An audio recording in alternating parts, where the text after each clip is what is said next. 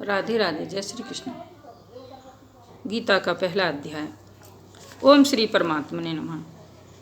धृतराष्ट्र बोले, हे संजय, धर्मभूमि कुरुक्षेत्र में इकट्ठे हुए युद्ध की इच्छा वाले मेरे और पांडु के पुत्रों ने क्या किया?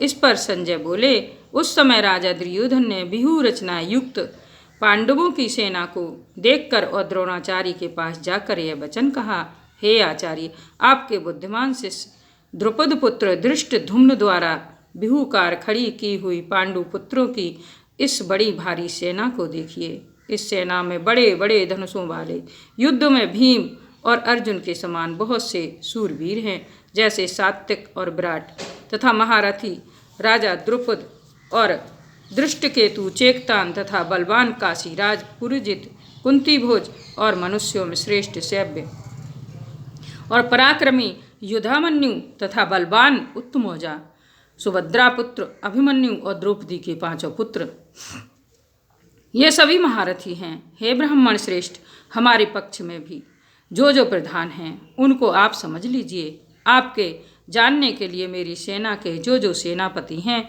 उनको कहता हूँ। एक तो स्वयं आप और पितामह भीष्म तथा कर्ण और संग्राम विजय कृपाचार्य तथा वैसे ही अश्वत्थामा विकर्ण और सोमदत्त का पुत्र भूश्रवा तथा और भी बहुत से सूरवीर अनेक प्रकार के शस्त्र अस्त्रों से युक्त मेरे लिए जीवन की आशा को त्यागने वाले सबके सब युद्ध में चतुर हैं।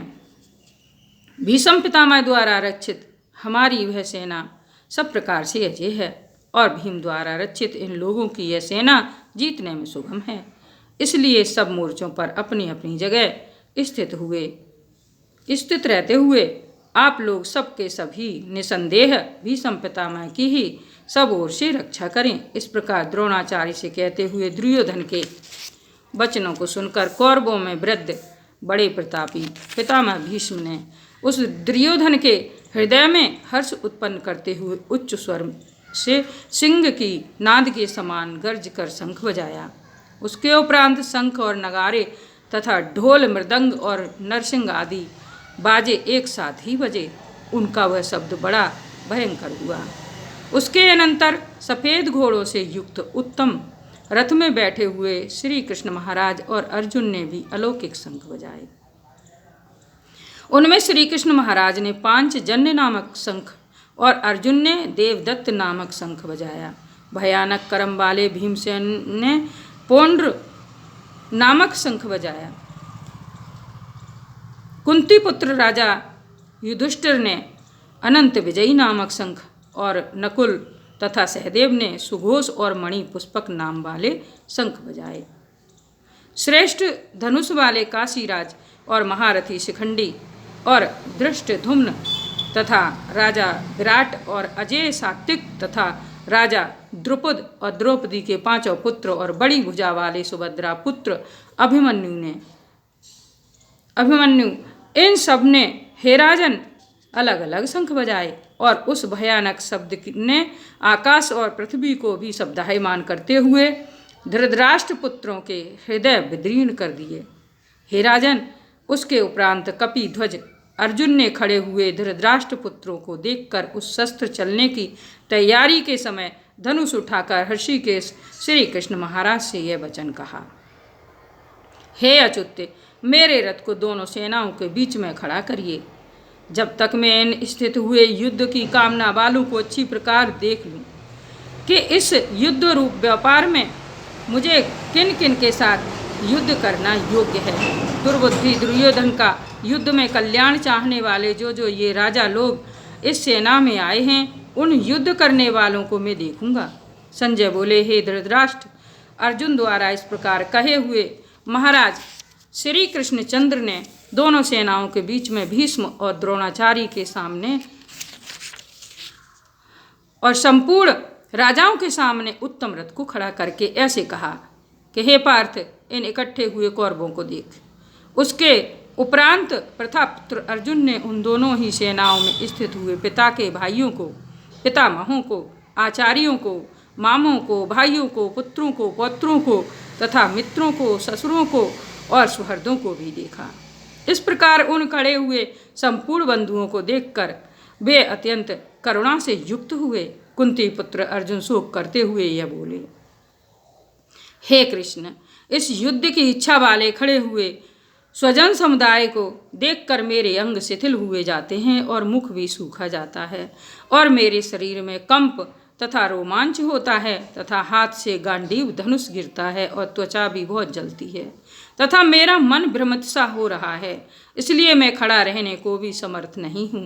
हे केशव, लक्षणों को भी विपरीत ही देखता हूँ तथा युद्ध में अपने कुल को मारकर कल्याण भी नहीं देखता। हे कृष्ण, मैं विजय नहीं चाहता और राज्य तथा सुखों को भी नहीं चाहता। हे गोविंद, हमें राज्य से क्या प्रयोजन है अथवा भोगों से और जीवन से भी क्या प्रयोजन है, क्योंकि हमें जिनके लिए राज्य भोग और सुख आदि इच्छित हैं वे ही यह सब धन और जीवन की आशा को त्याग कर युद्ध में खड़े हैं, जो कि गुरुजन, ताऊ, चाचे, लड़के, वैसे ही दादा, मामा, ससुर, पोते, साले तथा और भी संबंधी लोग हैं। इसलिए हे मधुसूदन, मुझे मारने पर भी अथवा 3 लोक के राज्य के लिए भी मैं इन सबको मारना नहीं चाहता, फिर पृथ्वी के लिए तो कहना ही क्या है। हे जनार्दन, धृतराष्ट्र के पुत्रों को मारकर भी हमें क्या प्रसन्नता होगी, इन आताताइयों को मारकर तो हमें पाप ही लगेगा। इससे हे माधव, अपने बांधव धृतराष्ट्र के पुत्रों को मारने के लिए हम योग्य नहीं हैं, क्योंकि अपने कुटुंब को मारकर हम कैसे सुखी होंगे। यद्यपि लोभ से भ्रष्ट चित्त हुए ये लोग कुल के नाशकृत दोष को और मित्रों के साथ विरोध करने में पाप को नहीं देखते हैं, परंतु हे जनार्दन, कुल के नाश करने से होते हुए दोष को जानने वाले हम लोगों को इस पाप से हटने के लिए क्यों नहीं विचार करना चाहिए, क्योंकि कुल के नाश होने से सनातन कुल धर्म नष्ट हो जाते हैं। धर्म के नाश होने से संपूर्ण कुल को पाप भी बहुत दबा लेता है तथा हे कृष्ण, पाप के अधिक बढ़ जाने से कुल की स्त्रियां दूषित हो जाती हैं और हे वैष्णव, स्त्रियों के दूषित होने पर वर्ण संकर उत्पन्न होता है और वह वर्ण संकर कुलघातियों को और कुल को नरक में ले जाने के लिए ही होता है। लोप हुई पिंड और जल की क्रिया वाले इनके पितर लोग भी गिर जाते हैं